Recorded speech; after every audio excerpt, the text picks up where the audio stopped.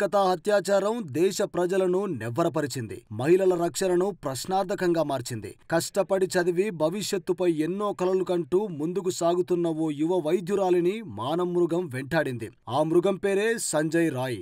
ఈ మూర్ఖుడి గురించి ఎంత చెప్పుకున్నా తక్కువే. పశువు కంటే హీనం, అశ్లీల చిత్రాలకు బానిసై విచ్చలవిడిగా ప్రవర్తించే ఉన్మాది. అలాంటి సంజయ్ రాయ్ని ఉరితీయాలని దేశం మొత్తం డిమాండ్ చేస్తుంది, దుమ్మెత్తిపోస్తుంది. మాకప్పగించండి, చంపేస్తామంటూ ఎంతో మంది ప్రజలు బహిరంగంగానే ప్రకటిస్తున్నారు. ఇదిలా ఉంటే సంజయ్ రాయ్ తల్లి తాజాగా సంచలన వ్యాఖ్యలు చేసింది.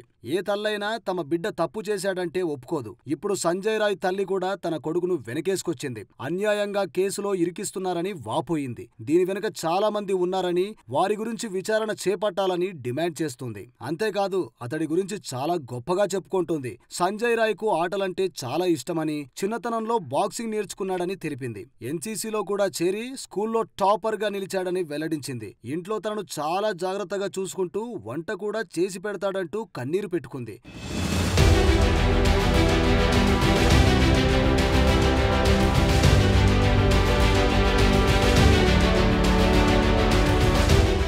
ఇరుగు పొరుగు వారితో సంజయ్ ఎప్పుడూ అమర్యాదగా ప్రవర్తించలేదని సంజయ్ రాయ్ తల్లి చెప్పుకొచ్చింది. సంజయ్ రాయ్ మొదటి భార్య క్యాన్సర్ తో మరణించడంతో తీవ్ర మానసిక ఒత్తిడికి గురై దాంతో మద్యానికి బానిసయ్యాడని తెలిపారు. ఆ తర్వాత 4 పెళ్లిళ్లు చేసుకున్నట్టు వెల్లడించారు. ఘటన జరిగిన రాత్రి అతడు ఏం తినలేదని, అక్కడ పనిచేస్తున్న విషయం సైతం తనకు తెలియలేదని సంజయ్ రాయ్ తల్లి ఆవేదన వ్యక్తం చేసింది. నిందితుడి సోదరి మాత్రం తన సోదరుడు ఈ పని చేశాడంటే నమ్మశక్యంగా లేదంటుంది. చిన్నతనంలో అయితే ఎప్పుడూ ఇలా ప్రవర్తించలేదు అంటుంది.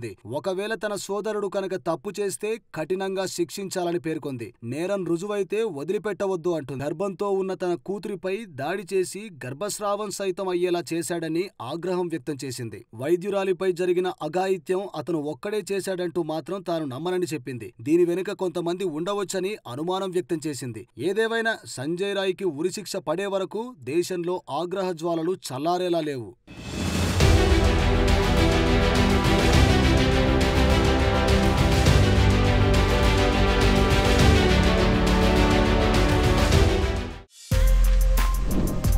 For more videos like this, subscribe Big TV channel.